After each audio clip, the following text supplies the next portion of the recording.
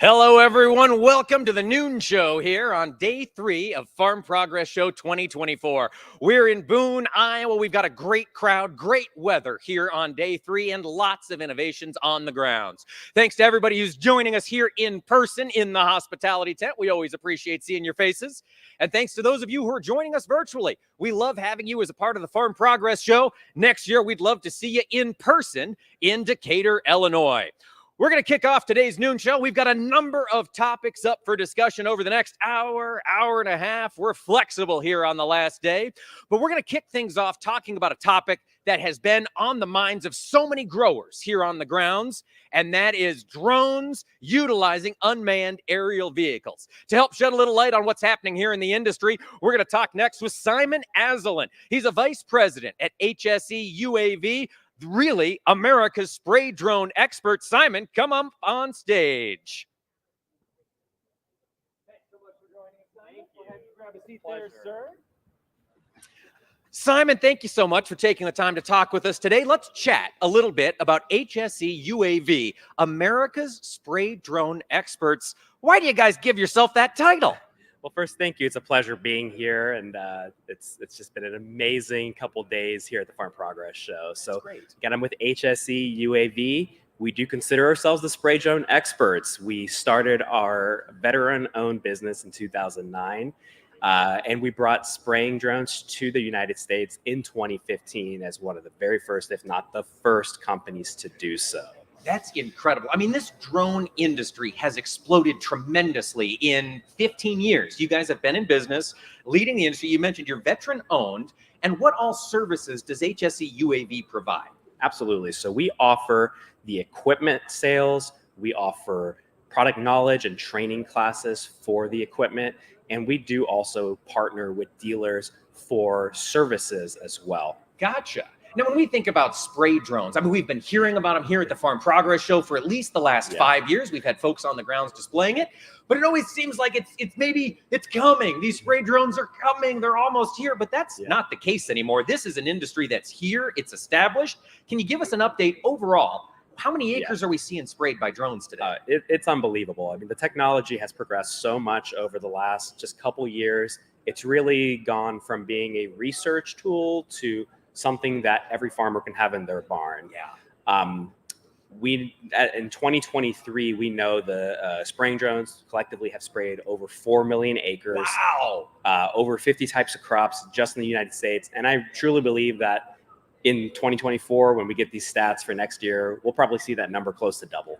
Oh, wow. No kidding. So we're talking 8-10 million acres maybe by the end of the 2025-24 growing season. Simon, let's talk a little bit about the drones that you guys offer, that you're working with your growers. Precision technology is such a key component of this, and especially when it comes to efficiency with margins like this. Talk about how your clients have used drones to be better operators. Absolutely. So we offer a couple different brands of spraying drones. We are not exclusive to a particular brand. We really like to sell and offer what we think works best. So that's something that makes us a little bit different. We really primarily offer the two most popular models that we sell are XAG, which is one brand, and DJI, which is another. They're the two top selling models globally currently. Gotcha. What kind of features do they bring to the market on the spray type drones? What should farmers be looking for as we dip our toe into this industry? So efficiency and productivity is really what farmers want. They want to see which one can do the most acres per hour. So that's one of the key aspects. Our largest model that we offer can get up to 70 acres per hour in ideal operations. And that's just with one drone. And one of the beauties of spraying drones is it's very easily scalable. So you can double, triple, quadruple the operation if you need to. So that was my next question. We've heard a lot about swarms. The idea that more than one drone can be controlled by a single operator covering a field. Is the technology there yet, Simon? Can we do that sort of thing today? Absolutely. The technology is already here. Most of the drones that we sell are already swarm capable. And even better, the regulatory side of it with the FAA is also allowing swarming operations of up to 3 drones per pilot. Okay, so if we've got 3 drones of those large drones in the field, theoretically, we could be covering 210 acres an hour. Am I understanding the math right? Yes, and I think it's only going to continue to get better as the technology progresses. We're already expecting the 2025 models, of course, to be bigger, faster, better. It's progressing incredibly quickly. Now, it's been a while since I've run a sprayer across the field. I'll be really honest. My certifications are all expired. But as I think about the ability to cover 210 acres, we've got to be refueling that drone. We've got to be restocking that drone. We've got to change the batteries. Can you give us some idea of the ease of use for either a contractor, custom spraying, or a farmer? If we want to spray our own, what's that transition look like? Yeah, absolutely. So the drones are being refilled constantly. That's one of the things with the drones, that your job, more so than a pilot, is refilling and charging batteries. Okay, so I'm standing at the trailer, drone's coming back, and my job is to load, unload, get her back up in the air. That's right. Most of our teams out there offering custom application services are running a crew, maybe one pilot and a ground crew for every drone or 2 drones. Okay. And that's really what ends up being the most efficient setup, so that our time on the ground, we try to target 45 seconds for our pit stop. We're like a NASCAR pit crew. Wow. Yeah. And how many gallons of product do you typically carry in one of these spray drones? Yeah, so the current model, that's the largest model that we have, is about 13.5 gallons. We typically spray at 2 gallons per acre for most corn fungicide and 3 gallons for herbicide, which will give us about 7 acres per flight. And that will be, depending on the field size, maybe only 5 or 6 minutes to empty that tank. Wow. Yeah. Now, again, when we think of driving a ground rig over the corn, over the soybeans, versus flying on a drone, my understanding is as this drone technology improves, we're learning that the coverage, due to the way the drone rotors move the air, can be improved. Can you give me a little more? I'm getting out of my comfort zone. I'm absolutely not an agronomist. What are the facts as far as we know on that? So the drones offer a lot of benefits. We have a lot of guys already using aerial application by plane and helicopters, and a lot of the benefits carry right over to drones, which is the speed they can apply and the concentration of the product that's being applied ends up being a better overall efficiency of the product. In addition to that, the actual operation is fully automated. So the pilot is really just setting up a boundary for the drone to fly in, and the drone does everything else for you. So it's a hands-off experience for most operators. It's fast, it's easy, and it doesn't take a whole lot of training to really learn how to use it properly. That's good to hear. Now, when I think about farmers, when I think about the folks that are used to turning wrenches, we like playing with gadgets. Right. We like having pieces of machinery that we can pay for and watch moving through a field. That's right. But at least in my case, and I won't speak for other farmers out there, I don't like dealing with data. I don't like sitting in front of Excel. I don't like plugging in lots of numbers late into the night as I sip on coffee and try not to fall asleep. That is not my strong suit. No.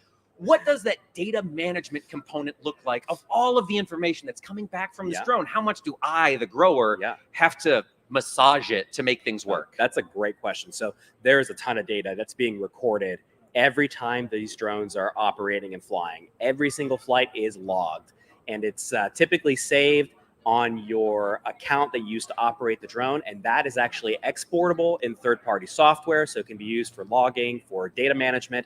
I can go in and access every single flight I've ever done and actually play back a whole video of what it did. So I can see every detail, every gallon, every square inch that I did. That's incredible. Now, as you think about HSE and your business model, spray drones are the focus right now. Right. Do you guys market drones for any other purposes? Do you keep sensor drones or just regular camera drones on hand as well? Or is it spray specific? Yeah, we primarily work in agriculture. So we do also offer, and it's precision mapping drones and field analytic systems. So the software and the sensors to see what's going on in the field before you can actually see it with your eyes. How far in advance can we see things through these sensor products before we can see it with our eyes? I mean, a week or so in advance, maybe? Yeah, it's pretty impressive. So these new multispectral imaging sensors and even thermal sensors can really show you these problems way before you can see them. It's amazing. And that gives growers the confidence to get out there, nip them in the bud, maybe before we start seeing some yield hits. That's right. And keep that crop in good condition all the way to the finish line. And these mapping drones also talk with our spraying drones. So we can actually create prescription rate spraying systems where we can actually target specific areas and save a lot of money on the chemical costs too.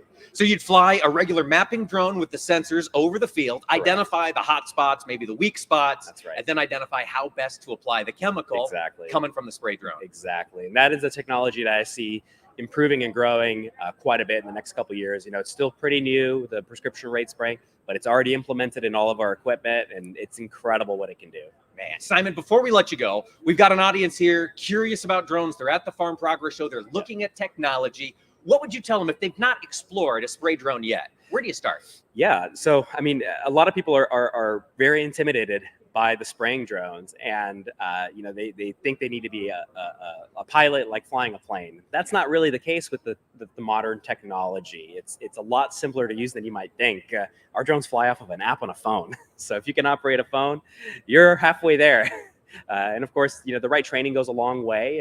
Definitely, recommend to anybody that's looking to purchasing and using spraying drones to do the right training, and that's going to give you a huge step up to make sure that everything goes smoothly and works properly, and the direction that you want it. And I imagine you folks at HSE can help out with training. If I've got questions, if I am scary, you can point me in the right direction. Of course, yeah. We offer software training, demonstrations with the aircraft, the whole 9 yards. Yeah. Perfect. Before we let you go, where can people learn more about HSE, either here at the show, what can they see, or where can they visit you online? Yeah, we have a booth right here at the Farm Progress Show. We also have a lot of information on our website, including a full FAQ and all the information of all our products and services at hse-uav.com. HSE-UAV, all letters, .com. Yeah, that's right. Fantastic. Simon Asselin, HSE UAV, thank you so much for talking with us today, and thanks for coming to the Farm Progress Show. You got it. Thank you so much, Mike. It's a pleasure. Really appreciate it. Give him a big round of applause, everybody. Thank you, Simon. You can just leave that on the chair if you would. Thank you so much.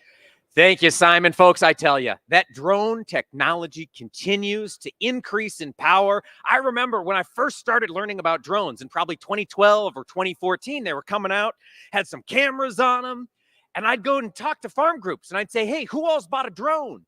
And I'd see 5 or 6 hands out there, and I'd say, that's so cool. How are you using the drone on your farm? And the hands would go down, and then somebody brave would say, well, we used it to take the Christmas picture on the top of the grain bin this year. And that was the best use case for drones 10 years ago. And now we're mapping fields, we're spraying fields.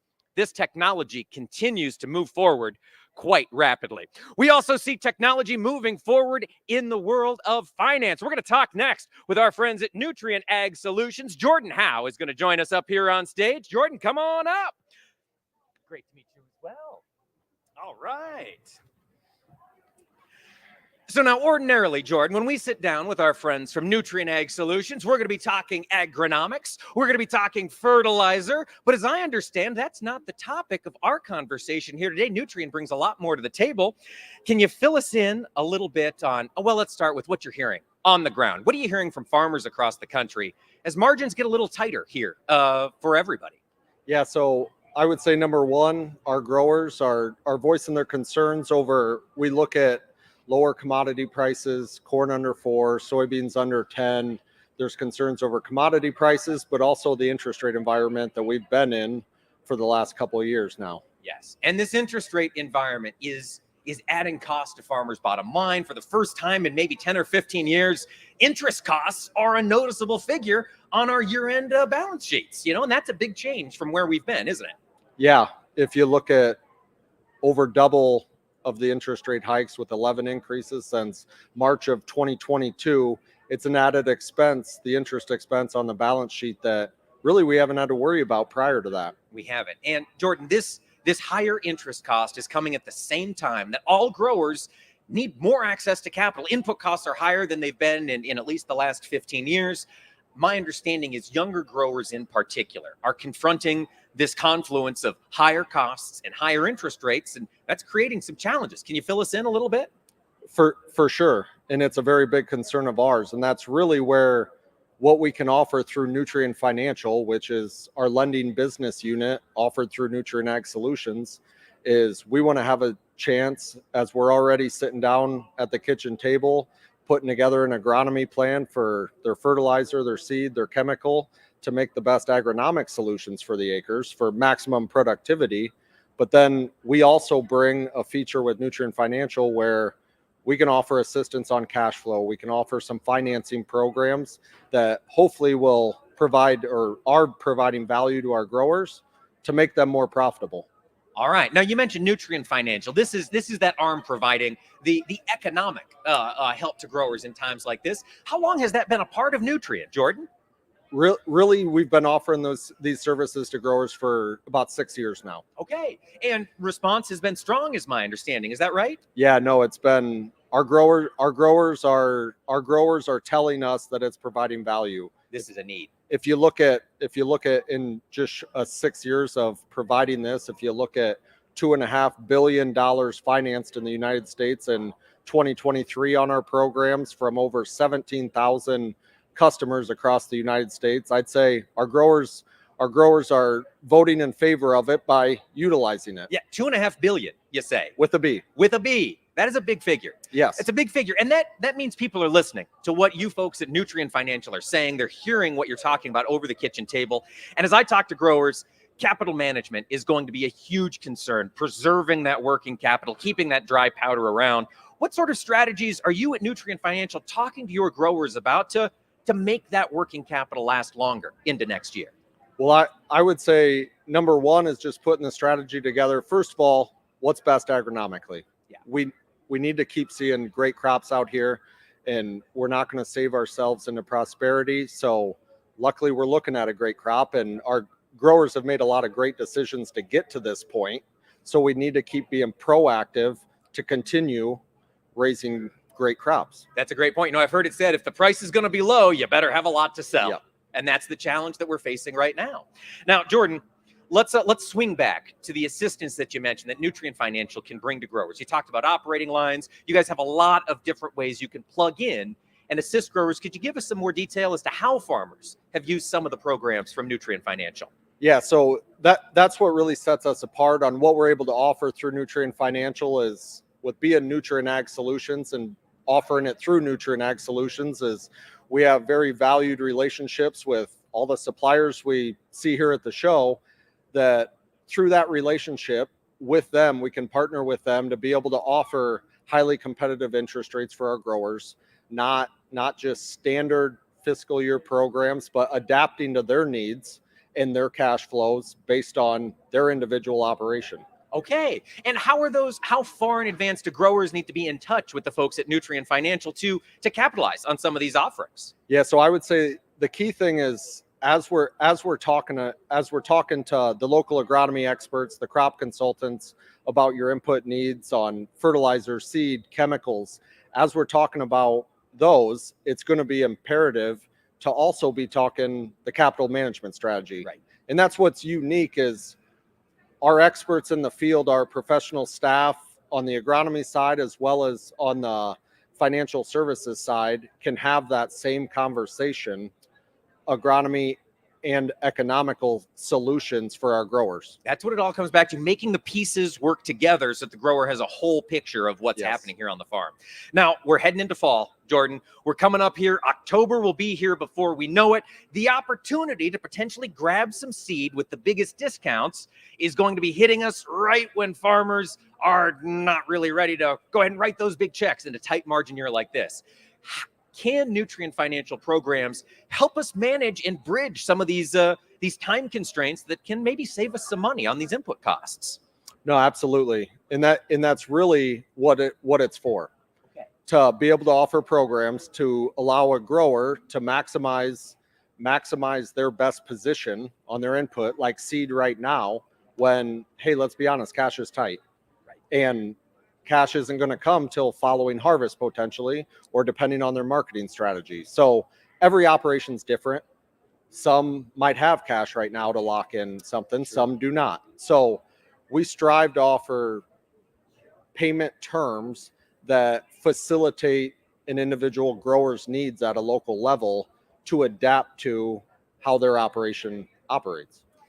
Jordan, we've talked about this a lot in the industry over the past couple of years, but things have been changing. We've seen changes in how farmers access a lot of inputs. We see changes in how farmers access a lot of financing. And it seems like this is a crucial tool that growers need to be aware of if they want to explore it in more detail. The offerings from Nutrien Financial, where would you send them first? I would, first of all, they could, if they're not currently or don't know where their local Nutrien Ag Solutions retail branch is, you could go to nutrienagsolutions.com, find the nearest location.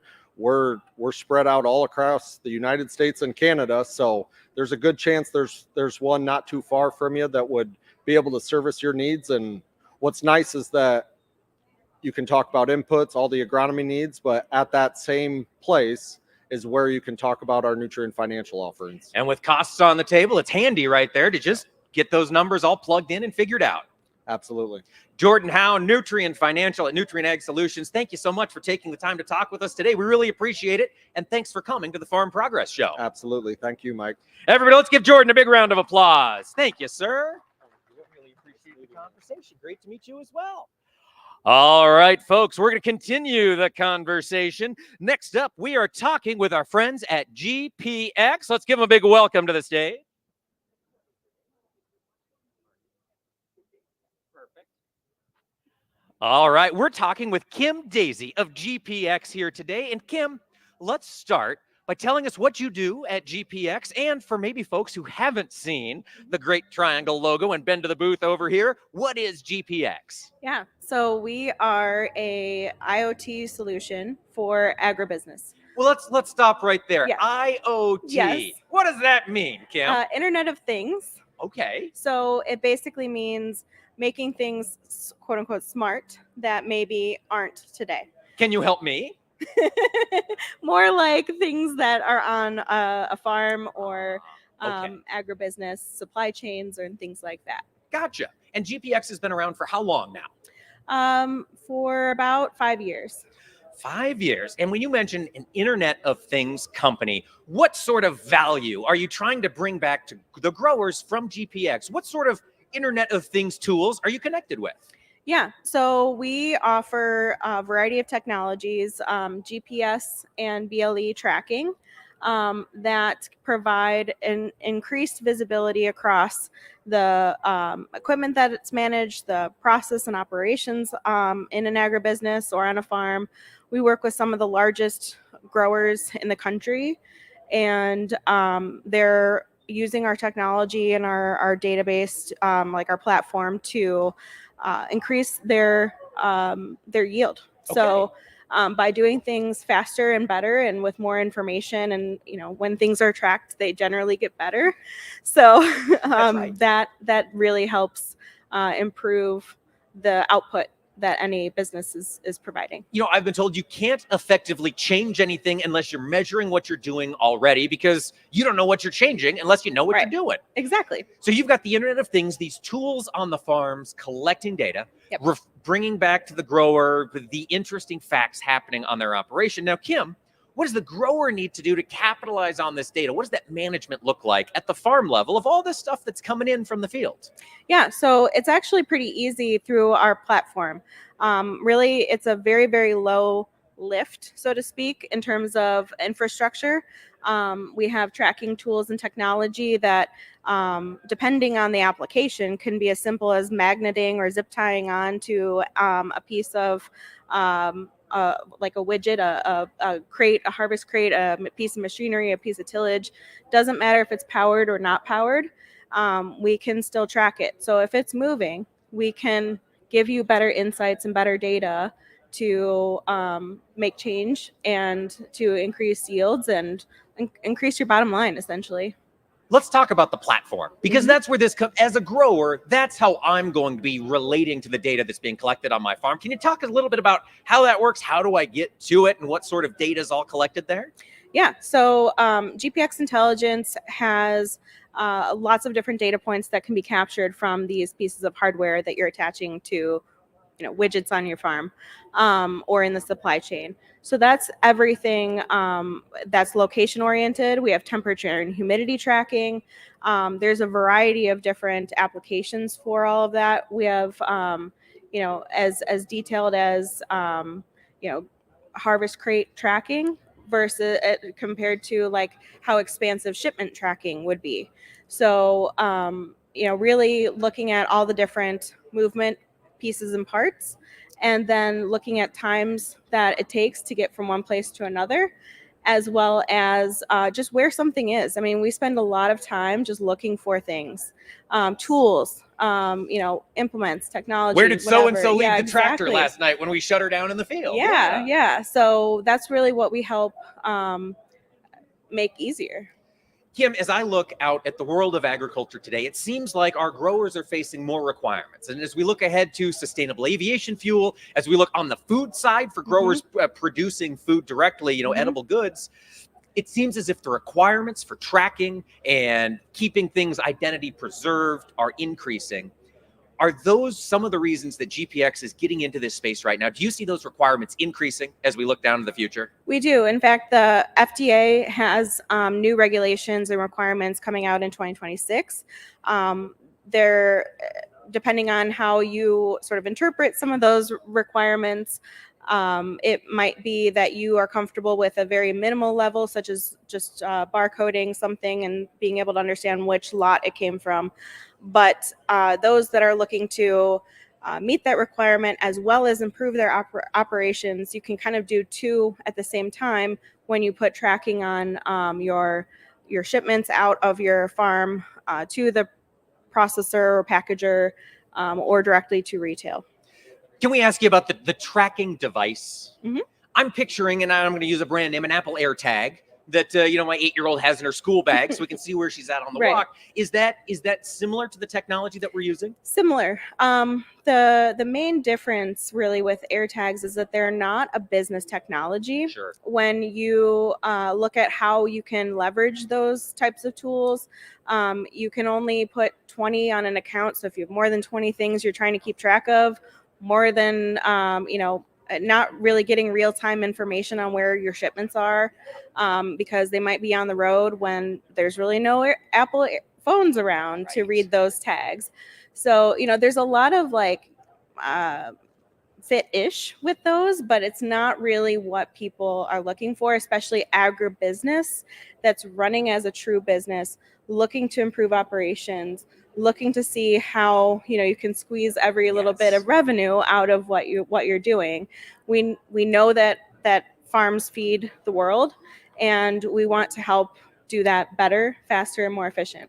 Better, faster, more efficiently, which you can do when you're measuring things, because you can make those changes. Yes. Kim, thank you so much for taking the time to talk with us, and tell us, where can we go to learn more about GPX, either here at the show or online?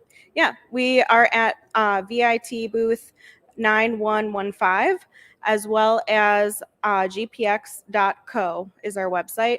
We have a whole tab on our website that talks about agribusiness and how we can help, not only within the farm and really targeting niche operations there, but also within the whole end-to-end supply chain. It's a big market. It's going to keep getting bigger. GPX is poised to help growers capitalize on it. Kim, thank you so much for taking the time to talk with us today. We appreciate it. Thank you, Kim. Thank you, GPX. We appreciate you being a part of the Farm Progress Show. Now, here comes a man who we decided yesterday has been to more Farm Progress shows than anyone else who was willing to raise their hand, at least during the noon show, Mr. Max Armstrong. Mr. Thanks Pearson, for helping me out. I appreciate it. How are you, Rascal? Good to see you. I'm good. I'm fantastic. Max, I've been having great conversations all week. I've been seeing great technology. I mean, I know why you've been to so many of these Farm Progress shows. It's not just the innovation, not just the new equipment, not just the technology, but it's the people. I've said that many times, and it really is the case. Yes. I better stand over close to you. We're streaming around the world, and they want us to stay in this box. So That's right. It gives them all kinds of angst when we step out of this particular triangle. Am I in? Am I on? But we have been hearing from people who have been watching our broadcast, telecasts, streamcast, whatever they are, and thank you. But thank you all who are here in person as well. It's just fun to hang out with you. We've been around all over the grounds. All right. I'm going to check on you here.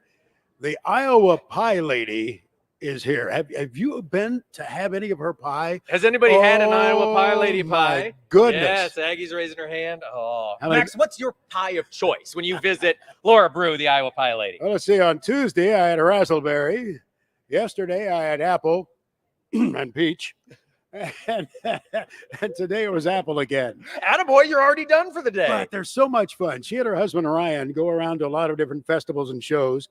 They were with us in Rantoul at the Half Century of Progress last year, and they were at the Farm Progress Show at Decatur, and it was so good to see them again. They farm, nice people. Great folks. And she makes such a magnificent pie, and as you can tell, I don't pass up much pie. That's the way to do it. And it's fun. It's one of those relationships, Max, that highlights sort of who all the Farm Progress Show brings together, because I got to know the Iowa Pie Ladies family through the Iowa Cattlemen's Association. They're a very active, very high quality cattle producing family in Benton County, or Cedar County, apologies, and just good folks. And so I got to know them there, got to celebrate with them at several events. And then we're here at the Farm Progress Show in 2019 or something. And there's Laura Brew, and oh my gosh, what a small world in agriculture. It is so much fun, and people will line up to enjoy the pie. He makes the ice cream. He's cranking it out there with a one-lunger. Yeah. And it's so good. Actually, he's got a new ice cream machine over there. Very fancy with fenders. It is. And I know. I saw a video on that thing. And he's also got a new flavor, strawberry ice cream this year. So that's what I'm going to have to give a try to. Yes, Max, kick it off, please. Hey, Dina Morgan is here. Come on up. Dina Morgan, welcome to the stage with Mr. Pearson and the other guy. Yeah. How are you doing? From Farm Progress, she is an instrumental part of this show, on the go all of the time, making things happen. It's wonderful to see you. You and I haven't even had the chance to visit. You've been so on the go. I have been busy this week, but it has been a great week. I don't know that we've had a better Farm Progress show. It's been wonderful. Oh, it really has. Nice breeze and a little bit of a dust settling rain yesterday. It wasn't rain. It was just a sprinkle. I may be stepping over my bounds there, but I remember when you were Dina Jensen at the Farm Progress show. How many have you been a part of? Well, this is my 19th show, and I'll be with Farm Progress for 20 years in October. Oh, wow. Congratulations, Dana. That's fantastic. Maybe you'll get the gold bar of some sort that is awarded for many years of service. Yes, I think I need a gold bar. So my parents are here today, and we were just talking about how we signed a 20-year contract when we started here in Boone in 2008, and that seemed so far away, and now it's only 4 years. Yeah, really. Where are your folks? Are they here with us, or are they out over the ground somewhere? They're in the back right there. The Jensens, am I right? Yeah. Yes. It's Welcome. wonderful to see you, and thank you for what you gave us. My goodness, this kid is she's such a joy. Now, I do remember a horse mishap that took you out of action one year. Hey, we have details on that, or we have to go to mom and dad? No, I was riding. I went to a horse show in between Farm Progress show and Husker, and I got bucked off and I broke my elbow. And so I had to go to Husker with a sling. Oh, that was it. What do you really enjoy most about this show? I mean, there's so many aspects to it. You're involved in so much of it. You work with the exhibitors. Anything that needs to be freed up and working a little more fluidly at the show, you help make that happen. What's your real joy of the Farm Progress show? Boy, that is such a hard question because there's so many parts of it that I love so much. I love my coworkers and our team here at the show that puts everybody together, that puts it all together. They're just amazing. I love the exhibitors. I mean, it feels like they're friends and family, and I can't wait to see everybody every year. Watching producers come and see something and be like, oh my gosh, that is a crazy piece of technology, or I can't wait to try that on my farm. I think that's really wonderful and an amazing part of the Farm Progress show. And my daughter's telling me that I need to say my very favoriteest part is the pie lady. See? Yeah. Yes, Yeah. it's a hit. Max shows She it. needs It's more obvious boots. with me, not with you guys, but she is a great part of the show. We tell her she needs a pie lady number 2 Yes. someplace else. But really, I do love the relationships we've built and all the people. The people are what make this show so special. And I hope that people that visit can feel how much work and effort we put into it and how special it is to us. Yeah, it's great. Yeah, absolutely. Dina, thank you so much for everything you do. What are you looking forward to here this afternoon? We're coming down, we're winding down, but there's still so much to see and do. It's not done yet. Do you have any big plans this afternoon? I don't. I just have to run around and do my last minutes, take some pictures and just check in with some people and say, it's day 3. How are you doing? Yeah. Anything I can help with on loadout, anything to make the rest of your day easier. Finish showing my family around a little bit this afternoon and then prepare to tear down and head to Husker, head west. For the teardown process, for those of us who aren't here for the tear, we get to enjoy the show, but we're not here for the sweaty bits. How long does that take?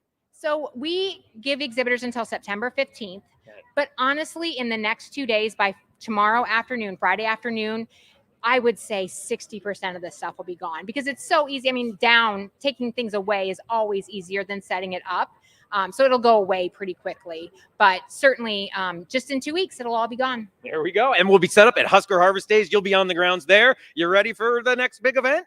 I'm ready. Yes. Right. That show is always so much fun, and it's a little different It than is different. Farm Progress That's a neat Show. aspect of it. It's so different than this. It's so funny. My son Jack went to Husker Harvest Days last year, and he said, "Mom, this is way different than Husker Harvest Days." He's like, "There's no livestock, and there's not as much irrigation stuff." And I said, "That's right, Jack. It is a different show. They're both so wonderful and so important to our industry. So I'm glad that we get to do that and provide that for our producers." Can we assume that there will be as much emphasis as ever on both irrigation and the livestock sector at Husker this year? Absolutely, yes. That's such an important part of that Western Corn Belt agriculture.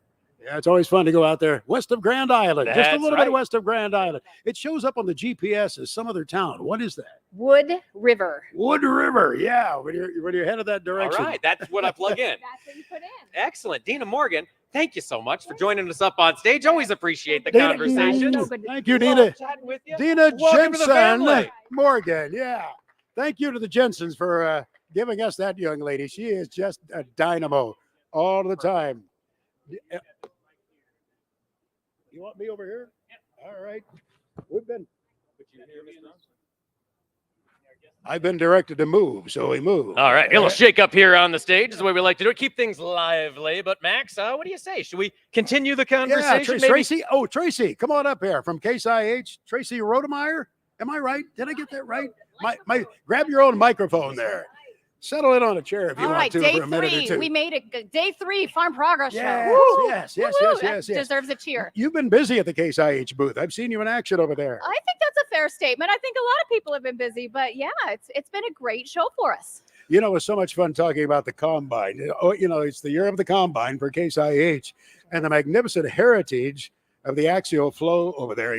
Tracy's heard me tell this story over there, but when they came out with the axial flow in the late 70s, there was a big field day west of Chicago. The dealer Paul Wallem held a field day out there, and he invited farmers to come out. They crowded into the field, and they had a beautiful red windbreaker that they were giving away to farmers. And I wore that thing till it was threads. I mean, it was fun. I think Mrs. Armstrong made it disappear magically one day when I was on a trip somewhere. But you could tell it was a kind of a pivotal event. Yes. They made a big deal out of it, and who knew that it would continue to live on and have so much functionality for farmers all of these years later. That's right. You mentioned year of the combine. 2024 is the year of the combine at Case IH. And here's a fun little stat. Every 90 days this year, the harvesting team has launched a new harvesting solution. Every 90 days. And that culminated on Monday when we launched 2 new combines, the AF9 and the AF10. So Max, I know you've been over on our booth. You've seen it all. We have the AF11 there too. It's pretty impressive. And you see the radar on the back end. Who knew there was radar back there? But to help in the distribution of the crop residue coming out of the back end of the combine, there's radar, which helps set you up for the planting season and the year ahead. It's pretty cool. And the thing I like, Tracy, about the Farm Progress Show is you get to visit with so many company people who've played a role not only in this new model combine, but the ones that preceded it and other equipment. Yep. Max, I know you love stories. I've got to tell you a quick story that happened yesterday. So, we talk about how important brands are to people and everything. So yesterday afternoon, I was walking out and I saw some commotion happening in our building. And I went over there and I introduced myself. And I learned that we had an engagement proposal happen in front of one of those combines last night. Did she say yes? She said yes. Okay, That was close. So, that's just one of those moments. And I asked the gentleman, I said, what made you decide to propose at Farm Progress Show in front of a Case IH combine? And his answer was so great. He said, she only loves one thing more than me, and that's Case IH. So I had to share Seriously? that. I mean, Oh, how my great. goodness, what a story. Just yesterday. Is that awesome or what? Now, Max, I have not come to as many Farm Progress shows as you have, but I think that's the first time I've heard of an engagement on the show grounds. Yeah, I'm trying to think. There may have been others. I mean, but there may have wait, been. that guy's got all kinds of I think he found a good razzle one. dazzle. Yeah. We're going to connect with them afterwards because what a story. What a story. That's outstanding. It is the thing about this show that you meet so many interesting people who come up and have their own stories, and some of them are very profound when they tell you about the equipment. It's played such an an instrumental part of their lives. Not just their careers, but they raise their families with the help of this equipment.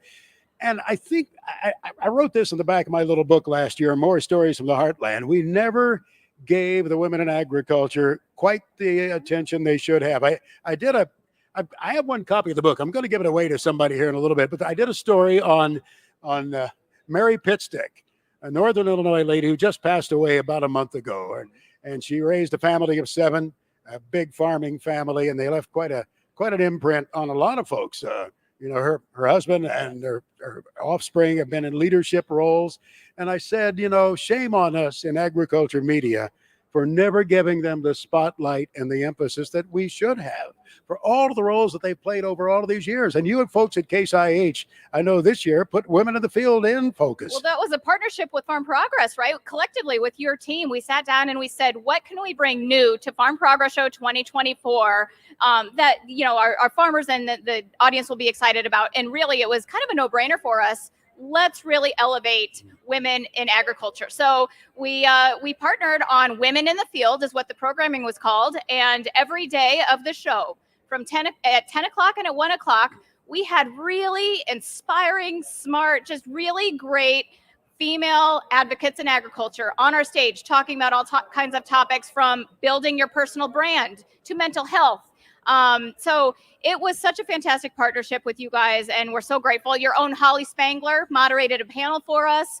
It really elevated the content that we brought to our Case IH booth. So thank you for partnering with us. You bet. Absolutely. Always happy to do that. Help celebrate all the folks that make agriculture work here across the country. You mentioned building your personal brand. When we think agriculture, when I think Case IH and running a combine through the field, I don't think about my brand, but how is that going to help farm families maybe stay relevant into the future? Yeah, love that question. So, for example, one of our speakers on our Women in the Field panel, the 3 farm daughters. They have a farm in Fargo, North Dakota. They use Case IH combines to harvest their wheat, and they turn that wheat into a pasta brand. So it truly is farm to table. They told their story. They talked about the marketing aspect of it, the production piece of it, and you could. I watched the panel, of course, and I was watching the audience, and you can see it really kind of resonate with people who are interested in elevating their position and their support of the ag industry. That's fantastic. You think of the different ways that folks can make a living nowadays. I heard the story of a person up in northeast Iowa. They had a couple acres that weren't great, but they wanted to diversify their operation. So they planted them all to sunflowers, and they sold admittance to people who wanted to come in and get their pictures taken with sunflowers. What a way to diversify. Genius, yeah. And capitalize on social media, build that personal brand. Yeah. Influencers, yep. Folks who are close to the big cities have kind of a two-edged sword. In many instances, it's a challenge to farm close to the city because of all of the traffic and everything that goes with it. But my goodness, the access to a market there for many. I have some friends who, right in the midst of the pandemic, where people were locked up in the city, and through social media, they emphasized the sunflower field and the other attributes, and thousands came out to visit the farm that summer. What I love, and kind of to tag team off of that, bringing more people into agriculture, right, and helping them see. And what I love is being on the Case IH booth during Farm Progress Show. My favorite part is watching these young kids. These young kids come up and their eyes are big and they're like, whoa, look at that. And they hop up in that Steiger or that combine, and you can see their wheels are turning and they're thinking, that's going to be me someday. And I wish the whole world could get that experience, because we need more people so excited to get in that combine someday. Yeah. I think the more you know a farmer, the more you like a farmer. I've often said that to some of my farmer friends, to reach out to people in the metropolitan area, to reach out to local media people.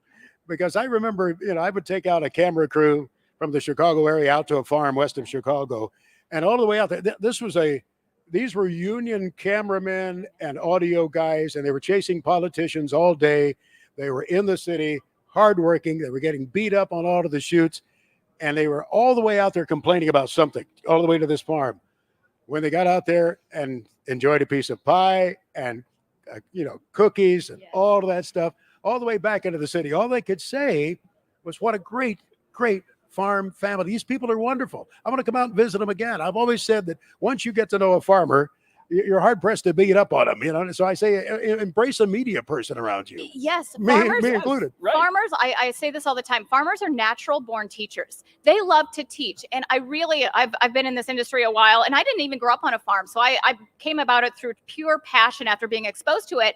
But I have never felt like I've asked a dumb question, because farmers really just love to talk about what they do and their passion. And it's addicting. You get hooked. Well, we probably better start to wrap this up a little bit. We could go on and on and on. Good. Tracy is such a great guest. Yes. I apologize for taking too much of your time. No. They probably need you back at the exhibit, but thank you so much. Been a pleasure. Thank you, Tracy. Tracy Rodemeyer from Case IH. How about a round of applause for her and the great way she shares the story of that company? Thank you. Take care. You ready to talk soybeans, Rascal? I'm always ready to talk soybeans. I'm always ready to talk innovation and how we're taking that bean to the next level for the American farmer. I love it. Brent Swart, how are you doing? That's not Brent. I'm Oh, Dave I'm sorry. Struthers. Brent couldn't make it. There's been a change in your lineup, Change folks. in your If you lineup. Yeah, I'm Mr. check your pitching. programs. There's been a change in the racing card. We have a substitution. Got a pinch hitter. I apologize. Mr. Struthers, good to see you, sir. Nice to see you. How are things looking this year? Things are looking really good. In my area, we had a rough week. The week of May 20th, we had about 6 inches of rain and lost a few spots, low spots for ponding and some replant. But since then, everything's been great. I mean, I had over 9 inches of rain in the month of July. Who can complain about that? Dave, where's What is home? your area? I'm sorry. What? So I'm about dead center in Iowa. I'm northeast of Des Moines, about 30 miles. Yes, So, indeed. yeah. So, Dave, let's talk a little bit about the work being done here by the United Soybean Board. And Iowa Soybean Association, of course, is crucial in celebrating the Iowa soybean. Mhm. What are you guys watching this year from the Iowa soybean picture? Of course, we got markets on our Right. mind, Dave, but we got to look bigger than that. As folks in this industry, what are the big topics you're focused Well, on? well, of course, sustainable aviation fuel and renewable diesel are on top of mind, and those look to be rather promising. We always have some government regulation snafus to work through with that, because there's some products that are competing against us that we don't think should be. I don't think the intent was there with some of these credits. One of the big things we've got that we have a demonstration in the West Varied Industries tent is the soy-based asphalt. So we've got that product. We had it here 2 years ago. It was a little less than impressive to look at, because most people thought that was what a finished highway would look like. And that was not the case. That was the base product that would go under the underlayment for the asphalt. So that's why it looked a little questionable. But right now we have the updated version. We have what it would look like if it went onto a highway. And we're really looking at the environmental benefits of having an organic soy-based product rather than petroleum. What's the extent of the utilization thus far, Dave? Right now, it's still in the development stages. We've been over 10 plus years working with Iowa State University to get that developed and get to that. It's like anything in not just agriculture, but any business. What's the most economical product? And still, with that petroleum product going up and down in value and the familiarity with petroleum, it's kind of hard to get people to try something new. And right now, our costs are just a tad higher. Your reference to petroleum reminds me that you guys need to be nimble and continue to develop new uses. I was telling Mike the other day that earlier this week in Chicago, they started tearing down what is called the Freedom Center, which was the massive printing plant that was used by the Chicago Tribune. It was built, I believe, in the early 70s. The Freedom Center was housing these massive printing presses where every day millions of newspapers were printed there, not just the Chicago Tribune, but other papers too. And as you would drive by that plant, going into downtown Chicago, as I was headed to the radio station, you would see big box cars parked on the siding there of newsprint, brought down from the paper mill that the company owned up in Canada. You would see semi-tankers and railroad tank cars filled with ink. Well, back, 25 years ago, that started to become soybean-based printing ink because it had less rub-off than the petroleum-based product. And over all of the years, there was so much of that used to print the newspaper. And it's just a reminder that there is that shift in demand for various products, and you have to keep looking over the horizon, don't you, to see what's next? Well, the world's ever changing. And so we're looking at these products. You know, there's a big push to be more environmentally friendly. And we know that soy-based products are environmentally friendly because they're, grown from the ground and come from the soybean plant. They're not coming from hundreds or thousands of feet underground, and we're plant-based thousands or millions of years ago. With your location also, you must be very concerned about logistics, the movement of soybeans. As you look at the Missouri River, you look at over to the certainly to the Mississippi River and the outlet that you have simply because of the access to the navigable waterways. Yeah, the waterways, we deal with the levels sometimes being too high, sometimes being too low, how that's going. That's why we're trying to develop more domestic uses. We know that our competition in the other continent is pretty relentless and capturing a lot of that export market from us. So we're looking at trying to utilize more of that here domestically, like with the renewable diesel. Yeah. And Dave, we've talked a lot about that renewable diesel, the potential we have ahead with Right. sustainable aviation fuel, depending on how Uncle Sam treats us here with Right. these new tax credits. But there are other projects that I know Iowa Soybeans working on in partnership with ASA, USB, all these other products. Can you talk a little bit about what else you're excited about as a soybean grower as you look out to the future? We're at $9 soybeans, 9 and change. You're going to plant them next year. Right. Why? Where's the enthusiasm for you as a soybean grower? Well, like I said, you mentioned the two that really are kind of what we're kind of hanging our hat on. I'm also a livestock producer, so I like that bean meal. So if we can fully utilize that oil more so, that makes that bean meal maybe a little less costly for my other enterprise with the livestock. We're always on the know. I can't put my finger on one particular item that is the next up and comer, but we know low prices encourage usage. So if we can get more usage of that soy product and those end users have a positive experience, they're not going to tend to go away from it just because the price might go up at a later point. That's right. They're going to trust it. It'll be in their supply chain. They'll be using it long term, just like they were at the Chicago Tribune for 35 years. Right. One thing that occurs to me as I think about your role with the Soybean Association, what do you say to somebody about getting involved in your association, pitch hitting, to do some things there, lending some support to the association's activities, Dave, and that, especially that generation behind you. Some of the younger farmers aren't quite the joiners and getting involved as much as the previous generation. Well, if it's your livelihood, you should care about it. If you're a farmer, you should care about what the farm organizations are saying about you as a farmer and about the crops you produce. So if you're not getting involved, you have little say about what happens. I mean, it's like somebody complaining about the government but never votes. You have your foot in the door by getting involved with groups like the Iowa Soybean Association. And we have so many different opportunities all the way from the collegiate level to just any level, really, for farmers to be in different groups that we have, to tour the uses of soybeans, that we have different manufacturing plants that utilize soybeans. We have tours on that. You can learn more how it's used. You can learn about our leadership opportunities. And that's our big goal, is to develop those people to come in and take over the reins and lead that into the next generation. I've always heard it said that if you're not telling your story, you're giving somebody else the right to tell it. And for those of us in agriculture, sometimes those folks telling our story don't always have the facts right.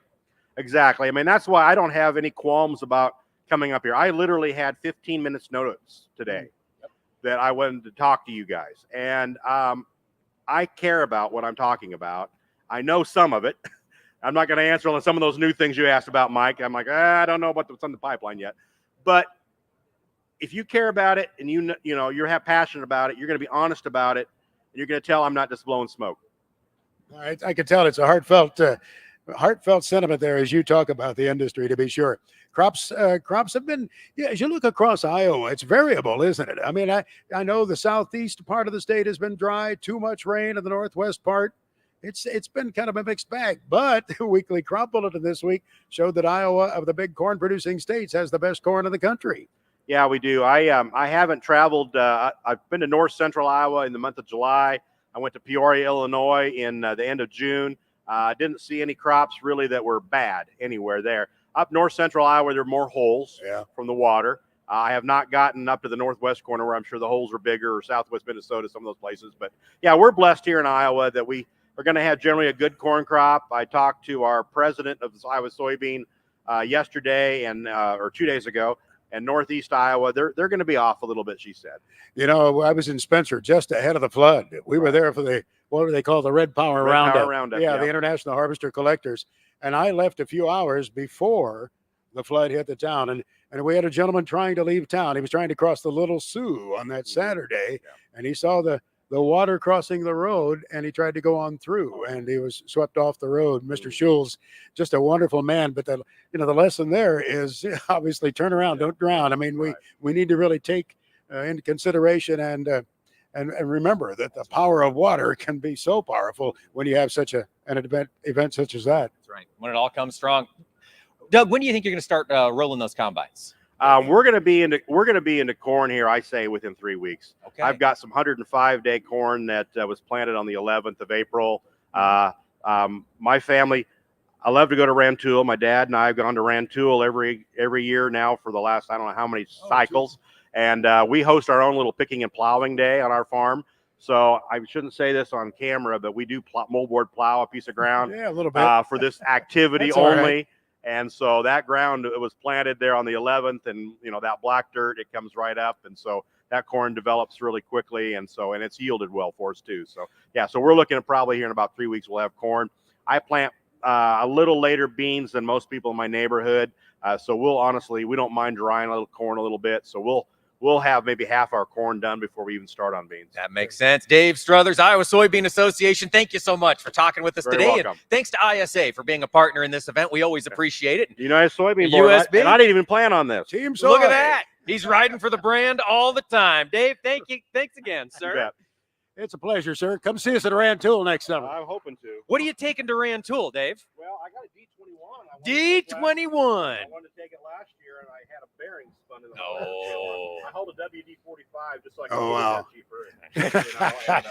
Well, bring It something. didn't use as much fuel either. It's a There lot you go. lighter But that weight. D21's a fun way to burn some fuel. Yeah. Awesome. Were any of you at Rantoul last year? Attaboy. Thank you, Dave. Really appreciate it, sir. Take care. Thanks. There were some folks that ran Tool with us last year, to be sure. Yeah, we're planning on it again, and that'll be that weekend just ahead of the Farm Progress Show. I see Chris Abbott standing over here. We welcome to the stage the Chief Executive Officer of Pivot Bio. Hello, Chris. How are you? How are you? I'm great. Thanks for having me. Oh, thank you for coming by. I didn't have I a haven't chance seen to- you since Farm Next. I know, it's been a while. It's been a minute or two, but Do you think? we had a great time with that. Sharing the story with people around the country about Pivot Bio, and you have a great exhibit again this year at the show, I noticed. Well, the best part about it maybe is the air conditioning today. No, Yeah, that's true. it's been a great event. We've had great traffic through. We're in our 25 sales season, as you guys know, so the energy is there. Farm Progress has been a great event for us. I've been here all 3 days, and we got the whole crew over there. So I'm expecting you to come on by later this afternoon. I'm going to get it done, sir. You have a wealth of experience in working with farmers. You enjoy that contact with them, don't you? I do. It's, as I say, these are the days that give me energy, right? I mean, you can sit on a Zoom, you can sit in an airport, you come out here, I go meet with our customers, I meet with our reps. Those are the high energy days. They're using the product, they're giving us great feedback, telling us what we do well, what we don't do well, the pressures that they have. And that allows us to go into solutions mode to help fix it. And as a startup and a growth company, you're always looking to keep moving and keep building. And so we get a lot of that great intel. And so to spend time with customers, those are my fun days. The solutions mode. You're always working ahead to see what needs to be developed. You're in the laboratory. You have folks laboring at all times in the laboratory and in the field, no doubt. We do. So we're based all across the U.S. now. Business was started in Northern California. So a lot of our lab and discovery work, that deep genomics and gene editing talent is in Berkeley, in the Bay Area. We've got a facility here that we opened recently in the last year in Ames at the Research Park, 39,000 square feet. A lot of commercial talent and product talent in this region, all the way down to Hazelwood in St. Louis, where we've got another facility. And then there's a few of us stragglers north up in the Twin Cities, but we're up and down throughout the Midwest. Now, Chris, you mentioned that pivot, you consider yourself a startup. You're still in that aggressive growth mode. And I know a lot of folks have probably seen the name Pivot Bio by now, but for folks who haven't, give us the overall pitch. What does Pivot Bio do? What are you bringing to the ag industry in 2024? Sure, and it's a little bit of the evolution of our story. We've learned over the last 4 or 5 years, we've only been commercial, and so you're always testing these things. But the thing people have to remember is we're a nitrogen company. Our solution is a seed coating or a liquid product that fixes nitrogen. So those little microbes, think about them as Haber-Bosch facilities. They live on the root system, they're fed by the plant, and they start fixing and delivering nitrogen. So if we go back to our 4Rs training, when you think about placement and timing, if it's on that root system in season, it's a really powerful factory to start doing that. And so most of our customers are on the new product, the on-seed product. So that's a seed coating. It goes in corn, wheat. We've got some cotton trials this year and some other small grains.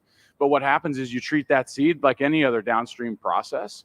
And when that plant emerges and that root system gets established, those factories go to work. And so it allows you, as we say, a weatherproof source of nitrogen, irrespective of what's happening in the weather, which we saw this year with the large amount of rain. And so those growers really saw that resiliency of source of nitrogen in combination with some of their other sources of nitrogen. You know, one thing that occurs to me too is the risk that is out there for the ag industry right now. You know, we're looking at how best to manage the risk, and that's not just in terms of the marketing price, but in terms of input costs. And you know, when you look across the spectrum there, I know you folks are trying to work with them in that key fertilizer component to make sure that they can still have the crop input that is needed there, but still to work through these more challenging times. I'm glad you brought it up, Max. So what we always believe is we believe technology is price and cost deflationary. If you do that right, you can really drive cost down, you can drive efficiency up. And so over the last year, we've made a number of advances on our supply chain, on product performance, and then it resulted in a price decline this year. So as I mentioned before, getting out in front of our customers, you understand their pressure, and you don't have to look far now in the economy, but we were starting to feel that and hear that even over a year ago. And we said, well, let's do this. Let's continue to focus on efficiency of our own business and pass that cost saving through to the customer. So for 25, we took price down 30% year over year. Wow.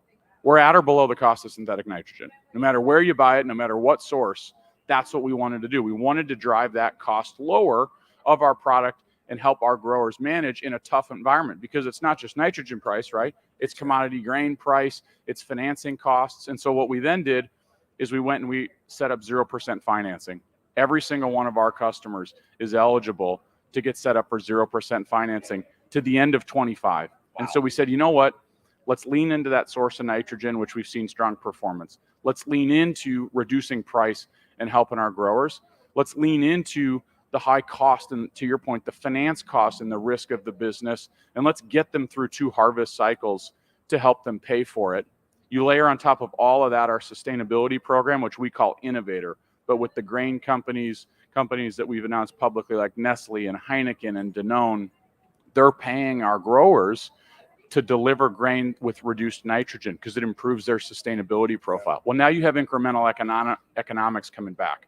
That's a powerful flywheel if you can get it all to work. This was the year we finally got all that to come together. So, Chris, I've got a question. You mentioned something very, very interesting earlier, which was I had the chance to fly from Sioux Falls to O'Hare just about 2 weeks ago. We were low, and I had the chance to watch the cornfields as I was flying over. I saw a tremendous amount of yellow and streaking, clearly evidence of leaching underneath all that 12, 13 inches of rain they got in June and July. What have you seen? You mentioned those factories are weather independent.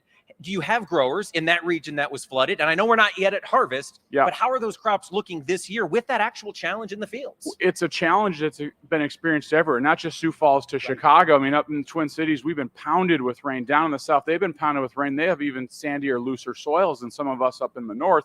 And so what we've seen is just a lot of loss, a lot of volatility. There's no way we could have predicted that. The farmer can't predict that. Our fertilizer partners can't predict that. And so what we try to do is bring a hedged solution, a multi-source solution, which includes our product. And we saw outperformance this year. When that nitrogen is stuck to the root system, to your point, weather independent, it's delivering it irrespective of weather. So we're really starting to see that kick in. I was at dinner last night. One of our biggest reps from Arkansas is up here. We said, you got to come to the Midwest and hear about farming up in Iowa. So we drag him up here. We're sitting at dinner, and he says, you know what? I just got a PDF of a yield map. Guy we did a test for. 2 irrigated fields, about 140 and 160 acres, so they weren't the exact same size. But he took off 30 units of N and added Pivot Bio, proven as the on-seed product. 260 bushel corn harvested, so they're rolling down there in Arkansas. The field with 30 more units of N due to leaching, 243 bushel. So he had 17 bushel advantage because it was there in the root system. And with those loose soils, there was so much leaching. There was so much risk there, and it's irrigated. So he knew he was getting water. And so what happened in that case is that microbe went to work. That factory was on the root system. He not only saved money on fertilizer, but he got a 17 bushel yield advantage. And he kept nitrogen out of the waterways, which is going to be an ongoing concern as we look at the nutrient reduction strategy across the Midwest. And these pressures will continue to face farmers. Always, right? And it's on all of us. We've got the tools at our disposal, and that's it. We've got great sources of synthetic fertilizer. We've got great other technologies. We've got biologic sources of fertilizer, nitrogen in our case, like ours. We got to bring those things together if we're going to solve these challenges, because it's not going to get easier. Weather's always variable. So how do we deal with that variability is something we all got to work together for. You folks at Pivot Bio have such a great story to tell, and you tell it so well, Chris. Well, Thank great. you for coming up here on our live stage and our stream across the world from the Farm Progress Show. We appreciate you guys having us. Thanks so much. Chris Abbott, CEO of Pivot Bio. Thank you, sir. Thank you, Chris. Take care of yourself. Good to see you. Good to see you guys. Take care. Don't we have the most fun, Mr. Pearson? I mean- we meet the best people and do. so passionate and so knowledgeable about the crop production. Oh, we have another one of these guys. Hey, look at this guy coming up on Richard stage. Forsythe. Good to see you, young Miss- man. Mr. Fordyce, how you doing? Fordyce. I mispronounced his name. He's going to say, that's right, Max Anderson. Good Lord. How you doing, Mr. Fordyce? I'm good. How are you guys? Real good. We've had a great time. I think the heat's getting through to me. Pearson's okay, but it's starting to work on me. You can tell. Yeah. Renee is out there laughing. She at us. is. Yeah. Well, you've been around. You've been looking at the show. You've enjoyed it, I'm sure. You are a farmer in Missouri, Yes, and sir. you work with the folks at OBP, an agency that is very much involved in helping agriculture producers. What has struck you about this meeting? We were visiting with Chris about some of the challenges right now, and as a farmer, you know it so well. Looking at that balance sheet that has kind of a tough look at it right now. You know, it does, Max. And, I think been a part of a lot of conversations here at the Farm Progress Show. And oh, by the way, it's one of my favorite things to do all year. Come to the Farm Progress Show. But it is about like that financial stability in a farming operation. We've really seen a big erosion in corn and soybean prices really since the crop was planted, even, right? And so that crop that was out there had a value when the seed was going in the ground, and that value is much less now. And so thinking about, where can we be more efficient with input investments? Certainly, your last guest provides a great option for that. And so just walking around talking to people, I think there's a little bit of anxiousness about kind of where this whole financial thing in a farming cropping system is right now. We don't talk politics, and the Secretary of Agriculture even said the other day he couldn't talk politics. You can't ignore the fact that things, depending on what happens in the election, everybody's watching the election. Sure. And agriculture will have to adapt one way or another with whatever the outcome is in early November. There are always going to be changes. There will always be sometimes significant changes. We have to stay nimble in this industry, regardless of whatever the direction is in Washington or Des Moines or wherever, correct? Yeah, absolutely. And stay engaged. I guess that's the thing that strikes me about this. Yeah, I think no matter what the administration is that will be in place, it'll be a new one, right? Exactly. Because the incumbent's not running, Yep. right? For president. And so, whichever administration will take over in 2025, I know agriculture will be engaged, right? I think we can expect some things from one party, and I think we can expect some things different from another party. But I know that agriculture will be engaged in a lot of those conversations. It strikes me that our associations need to be supported and as sharp as they can possibly be, maybe more so than ever. I mean, I remember one of the first trips I took to Washington when I was just out of college. I was with the Illinois Farm Bureau, and there was a governmental affairs director for that association at that time named Lynn Gardner. There's a Gardner chair at the University of Illinois now. Lynn was such an effective lobbyist, if you will. And there's been times that's been considered to be kind of a dirty word. It's a lobbyist. He's a lobbyist. Oh my gosh. We all have the right to lobby, and in fact, we must be doing so. Maybe more so than ever, right, Richard? I think so. As both of you know, I was director of the Missouri Department of Agriculture Right. some years ago, and anytime I had an opportunity to visit with agriculture folks, there was a line in my presentation, and it talked about agricultural advocacy, and I was encouraging people to when they were building their farm budgets to put ag advocacy in a budget line in their budget.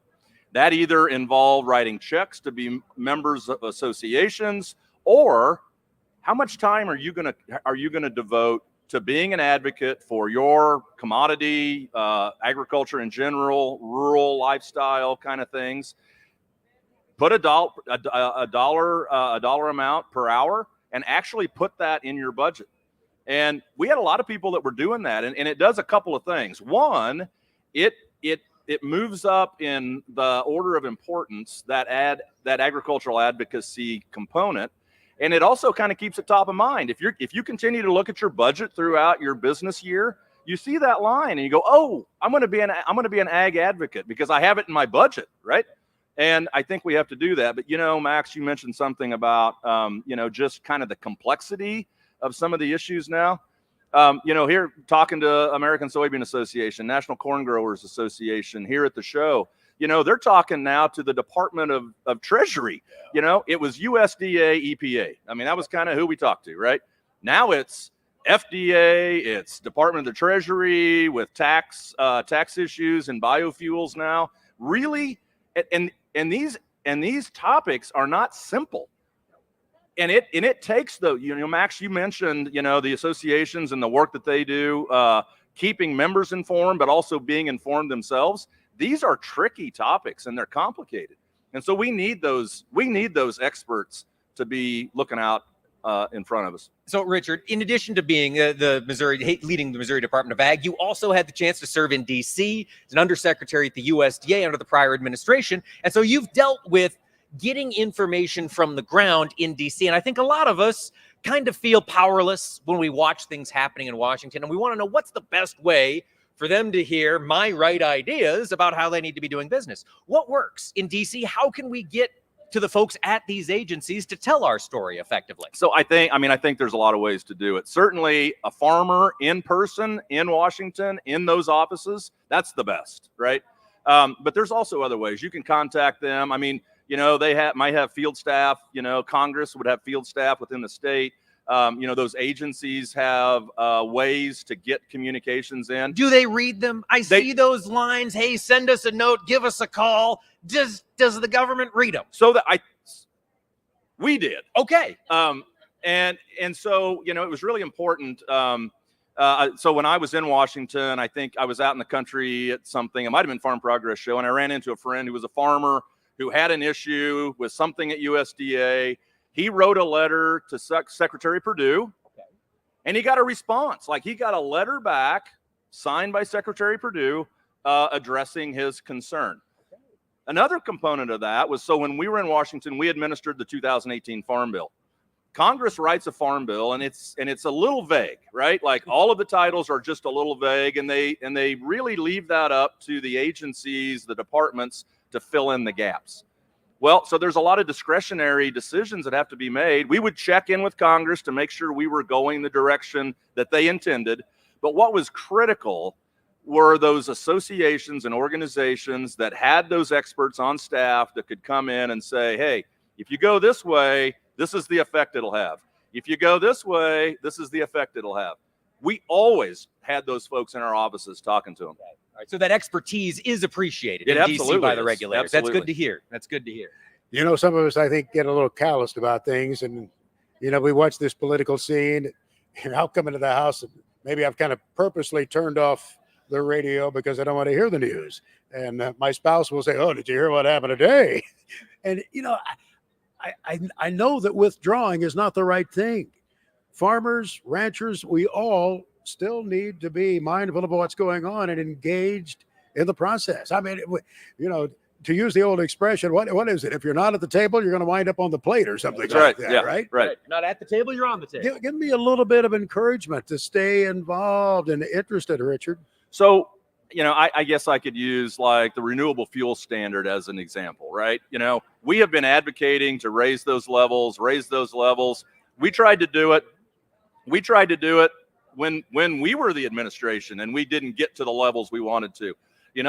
I think they're having more success with this administration, more RFS friendly, right? But you have squeaky wheel gets the grease. You can never stop advocating. You can never stop telling your story.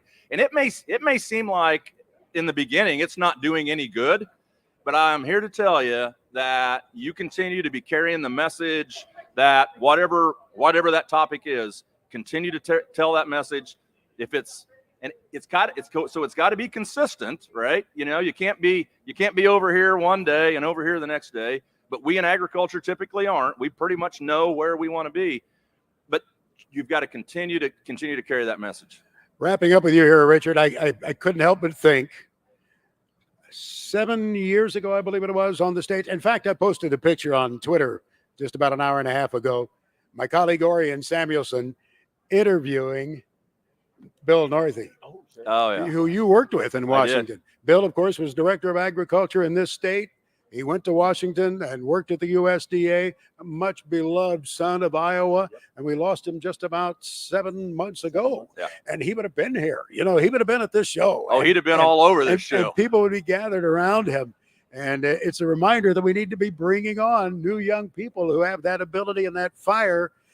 And he came through that path of associations to the visit we had earlier. Yeah. So we miss Bill. We think about Cindy and his family. Yeah, I know. When we were in Washington, so we had just in the FPAC organization and kind of USDA leadership, we had the director of agriculture from Nebraska, Iowa, Michigan, Missouri, Virginia, and Indiana. All of us had been ag directors together. And so when we went to Washington, it was literally a very close-knit family. And I'm going to try to do this without acting goofy. But Renee's here, and so the five of us and our wives would do things together. And you know, I'll just throw this out for our friends here in Iowa. You know, Bill was a tremendous leader, not because he was overbearing. I mean, you guys knew him. He was not overbearing. Smart as heck, and I could explain something to you guys, and you might get it right. Bill Northey could explain something, and it was like, I got it, Bill. I know exactly what you're saying. He was really good at that. He was a great listener, too. He was the real deal. Richard Fordyce, thank you, sir, for all of your service to agriculture. We appreciate having you here on the stage with us and doing a little bit of reminiscing about people who've been important to us. Absolutely. Well, thank you. This is my favorite time of the Farm Progress Show. So thanks both of you. Renee, thank you, Richard. You. Thanks, Renee. Appreciate Good it. luck with the cow herd this year, sir. Thank you. Take care. We'll see you. Hey, we have one more guest before we wrap up today. Indeed. Cam, come on up here. We're going to wrap it up with one more farmer before we're all done. Cam Reimers, right? Yeah, Cam Reimers. And you're a farmer here in Central Iowa. Yep. And you work with the folks at Mystic Lubricants. That's it. As you heard the announcer say, that's MYSTIK lubes.com. And I know you actively farm. Let's talk about your farm. You're not too far away from here. Yeah. So we race actually primarily, do dirt track racing and farm around here. So it's kind of a cool deal between so now all the let's racing and talk about dirt track racing right here outside Boone, Iowa. Is it relevant? Do people around Boone care about dirt track racing? Yeah, this is probably my favorite couple weeks out of the year. Every 2 years, we get the Farm Progress Show. And then next week we have Super Nationals, which is the biggest dirt track racing event that there is. And I live just a few miles that way. Our farm is just a few miles the other way. So I drive by these grounds all the time, drive by the speedway all the time. So it's cool to have two huge events being this close to home and sleep in our own bed every night. It's pretty fun. I can't help but think of all of the farmers who've gotten involved in racing, and they were probably farmers first. There were some racers who kind of backtracked into agriculture, but it's a long list as you look back over the past 60 years. Yeah, it's pretty crazy. It's I've farmed with my dad. He's him and his cousin have farmed together for my whole life, and have basically just been a farmhand for them, and then done all my racing, traveled the country, and done all that. This is my first year of actually having skin in the game. Wow. So first year farmer on How's it all looking? that stuff. Crops are looking good. It's been a good year. I could use some help on the prices a little bit, but yeah, it's been really good, and I think that's one of the things that Mystics really liked on our racing and our agriculture is it's just bumper to bumper. Every single product that they have is what we run. So we bumper to bumper. That's a great story. Yeah. We test the hell out of them for sure. So I guess one thing I want to ask you a little bit about is in your agriculture application, what are some of the lubricants that you use? You use the grease, of course. Yeah, we use, and they make a lot of different greases. We use the high temp red grease. I think that's one of their best products that they've got. I've always said they're high temp grease, and then their 8090 gear lube. I mean, those two products are phenomenal. Their engine oil is great too. We run the 1040 super heavy duty in our all of our farm implements, and we run the 1550 in our race cars, mixed with a little product that it's not very popular. You don't see it around a lot. Is a Viscid lube that they make, and it's got a lot of zinc in it, a lot of anti-wear properties. Our engines are really hard on, it's really hard on internals when we're turning the RPM that we are, and multiple laps in a row. And that product, since adding that, has really helped out our motor program. Man, you really put it to the test. Yeah. Both ways, don't you? Yeah, we do. Go ahead. I was going to ask, how many races are you running on the dirt tracks in a given year with that side of the Mystic lubricant? About 80. Oh, wow. How far are you traveling? We in the wintertime, that's the great part about being a farmer. My dad has a seed business, and I just kind of leave him and I go racing in January and February, Arizona, and then come back California, New Mexico, Texas, down in there. Yuma, Arizona. We'll be right on the border of Mexico racing down there at some big events, and then come up here. But this is the hotbed. I mean, if you were to create a hotbed of dirt track racing and then just make it a heat map, I mean, the red would be right here, right on these Probably be an grounds. arc from here to Knoxville. Maybe is the dirt track race in Iowa. Now, I'm curious. You mentioned racing down in Yuma. Now, granted, it's January in Yuma. It's a little cooler. But do you work with Mystic to change your lubricants based on temps, or is that for your racing, that's not much of a concern? It's really not. I mean, getting heat in the as long as it's high heat. As long as you get the heat in the vehicle. Honestly, we've had so much hot weather around here recently.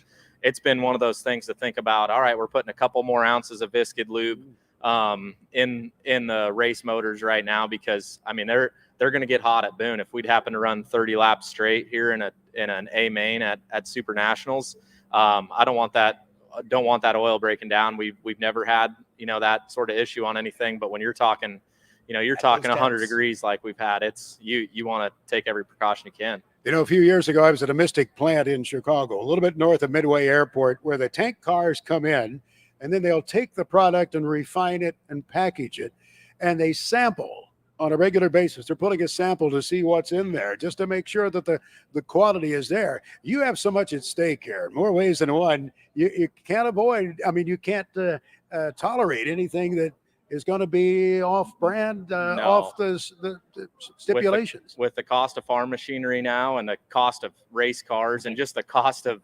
even having a down day, whether it's at the racetrack or at the farm, I mean, it's costly. And I mean, we're running every single product that they make in it, and we've been doing it for quite a few years now. And I mean, I've been pumped with those guys. They've been awesome.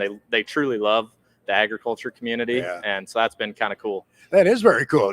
A few years ago, I was talking to a farmer friend of mine, and I noticed he had Mystic there. The tubes were there in his shed. I said, "Why do you use it?" He said, "Well, it's very simple. It works. Right.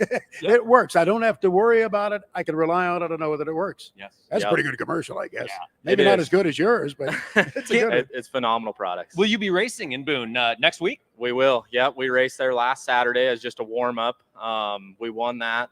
If we could we've had a really good year. If we could carry it into Super Nationals, it starts Saturday and Sunday. They call a prelude to the Super Nationals, and Monday is the qualifying.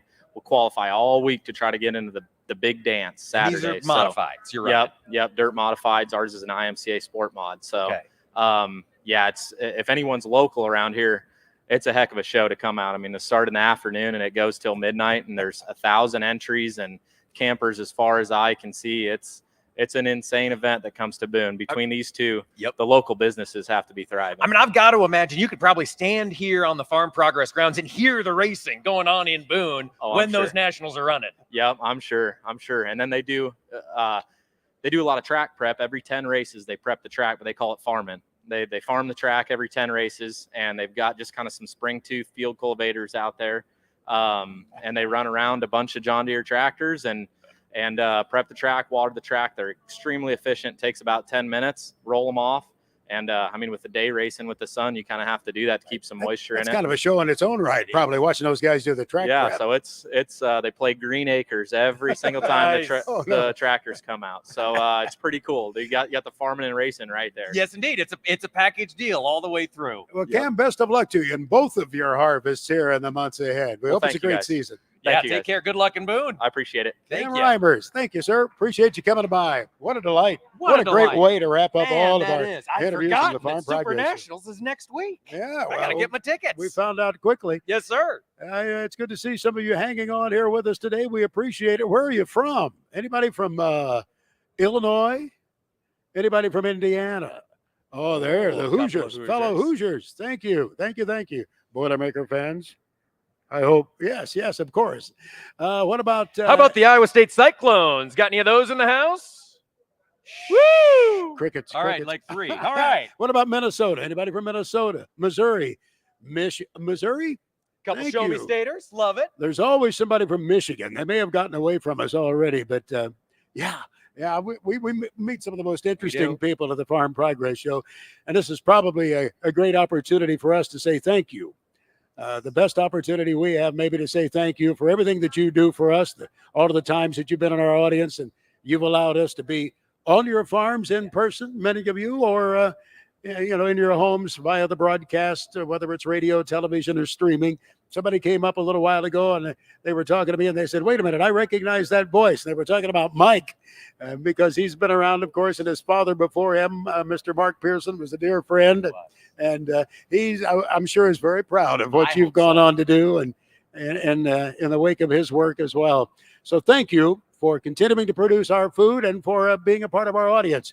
If you're not there, we're not here. That's right. That's right. Thanks so much, everybody. Really appreciate it. Max, thank you for teaching me so much here at the Farm Progress Show and for being a good example, not just for me, but for so many of us watching agriculture and hoping to make a career in this industry. We appreciate it. We have such a great crew working with us every year, too. Ryan Rue back here and his partner, Angelo Lazara from 22 Creative, who's back in the trailer. You probably haven't seen much of him. Tim Lowe over here on camera. They've been such a great help to us at the Farm Progress Show year after year after year. So on behalf of my longtime colleague, Orion Samuelson, with whom I spoke just a few days ago, and he said to say hi, this is Max Armstrong, and he's out of here.